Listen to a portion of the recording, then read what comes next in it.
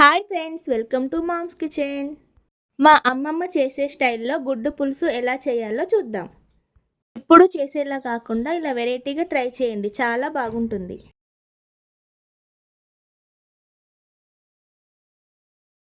ఇప్పుడు దీనికోసం 3 ఉల్లిపాయలు, 2 టమాటాలు, పచ్చిమిర్చి కట్ చేసి పెట్టుకోవాలి.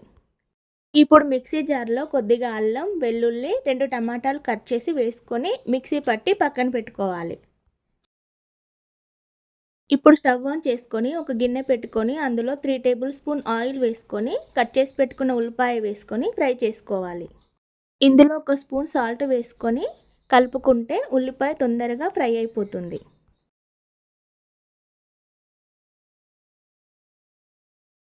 ఇప్పుడు ఇందులో ఒక అర స్పూన్ పసుపు, ఒక స్పూన్ ధనియాల పొడి, ఇందులో మనం ముందుగా రెడీ చేసి పెట్టుకున్న పేస్ట్ కూడా వేసుకొని బాగా కలుపుకోవాలి.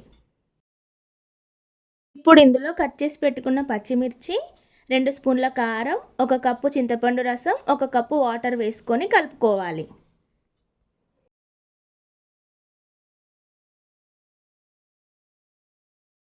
కూర ఇలా ఉడుకుతున్నప్పుడు బాయిల్ చేసి పెట్టుకున్న ఎగ్స్ని ఇలా వీడియోలో చూపిస్తున్న విధంగా ఘాట్లు పెట్టుకొని అందులో వేసుకొని కూర దగ్గర పడేంత వరకు ఉడికించుకోవాలి.